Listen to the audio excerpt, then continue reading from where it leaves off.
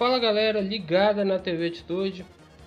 Carlos Amaral aqui, estou ao lado de Ubirajara Galvão, jornalista e comentarista aqui do nosso podcast.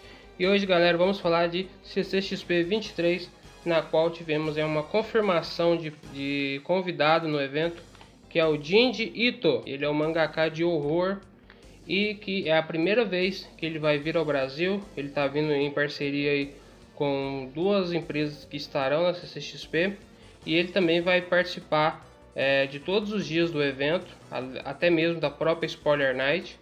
Assim como também ele vai ter uma atração dele no palco Thunder. Então é um marco o evento trazer aí esse mangaka de horror que muita gente é fã. Então é uma notícia aí que está saindo junto dessas empresas que vão trazer ele. Então galera, se você gosta muito aí desse mangaka, não perca a oportunidade de vê-lo pessoalmente na CCXP. Bira conhece bastante o trabalho dele e agora a palavra é sua, meu amigo, para poder comentar essa atração para a CCXP 23, que vem com tudo para ser épico. Oi Carlos, oi gente. Então, o Junji Ito vem aqui pro Brasil, né? Pela primeira vez aqui no Brasil, na CCXP. Ele é considerado o pai do terror lá no Japão, né? Ele é um mangaka. Ele produz mangás de terror lá no Japão. Ele é considerado o pai do terror lá no Japão. Assim como Stephen King é considerado meio que o mestre do terror nos livros, né? O Junji Ito é considerado o pai do terror no mangá, né? Ele é bem famoso lá no Japão, bem famoso no mundo inteiro, na verdade. Ele tem várias obras publicadas no mundo inteiro, principalmente aqui no Brasil, né? Quando ele começou a carreira dele, ele trabalhava na área de odontologia, nos anos 80. E enquanto ele trabalhava nessa área de odontologia, um dos hobbies dele era fazer mangá de terror. E aí nesse hobby dele, ele criava alguns mangás, mandava para alguns jornais, algumas editoras e acabou fazendo sucesso, e agora ele só trabalha com isso, né? Tem várias obras já no currículo, e uma das obras, assim, aqui no Brasil faz muito sucesso. Eu sei que não é todo mundo que conhece as obras dele, mas quem é mais voltado, o público de mangá, assim, que é mais voltado aqui no Brasil, conhece bastante ele é bem conhecido no ramo. Uma das obras mais famosas dele chama Uzumaki, né? Não tem nada a ver com Naruto, mas uma das obras dele mais conhecidas é Uzumaki. Ele também tem outras como Tomie, Gyo, Vênus Invisível, Calafrios, entre várias outras obras, né? A maioria dos mangás dele aqui no Brasil é publicada pela editora Pipoca Nankin. Essa editora que está sendo responsável por trazer ele aqui na CCXP do Brasil, né? Ela vai estar lá na CCXP, ele vai estar lá na CCXP todos os dias e vai estar aberto para autógrafo, para foto também, eu acredito. E lá na CCXP ele vai estar lançando um artbook, né? É uma edição de colecionador das principais obras dele, das obras mais conhecidas dele. Então ele vai estar lá todos os dias, principalmente no Spoiler Night.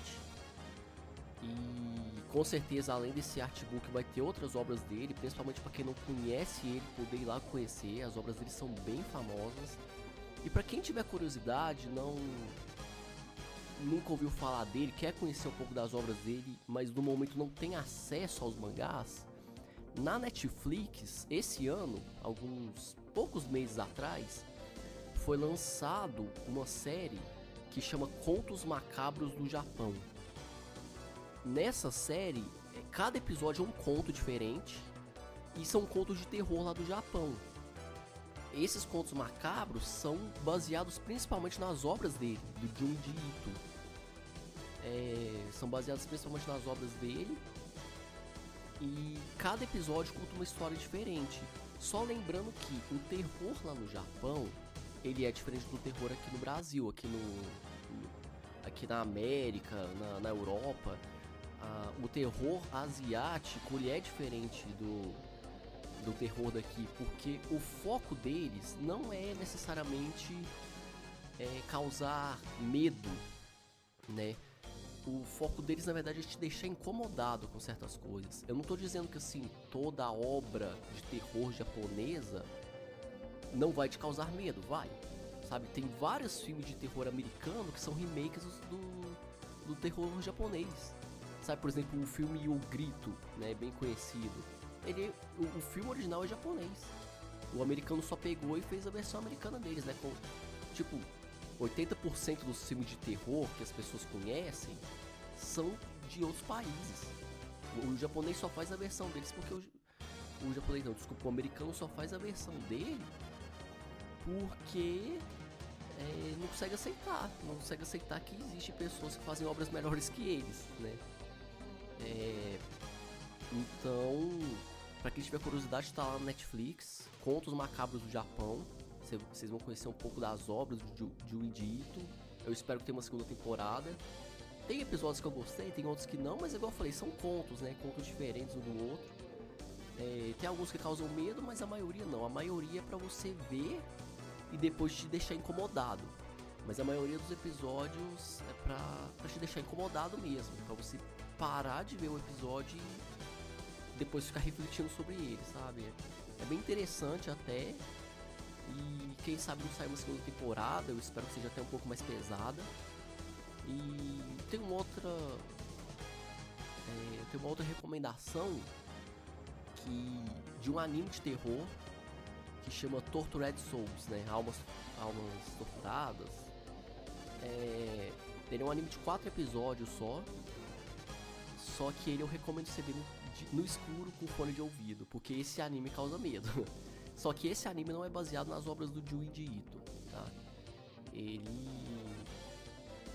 é um anime independente, assim, de outro autor, mas é só uma recomendação mesmo pra quem quer conhecer mais sobre o terror japonês, o terror asiático, tá? E, novamente, estou animado, quero muito conhecer ele, eu já conheci algumas obras dele, já conheci o Uzumaki e a Tomie, são 2 obras que eu já conhecia dele. E na CCXP eu quero conhecer ele lá, tirar uma foto com ele, pegar um autógrafo com ele, treinar um pouquinho do meu japonês também. Mas parabéns à CCXP e parabéns ao Pipoque Nankin, a editora que tá trazendo ele aqui, primeira vez no Brasil. E eu espero que tragam mais pessoas de outros países que não sejam os Estados Unidos, sabe? Tem muita gente talentosa aí no mundo que infelizmente fica apagado porque as pessoas têm um olhar muito voltado para os Estados Unidos. E eu acho que ainda falta o reconhecimento de várias outras pessoas de outros países também. Obrigado a você que nos acompanhou e até o próximo TV Atitude Podcast.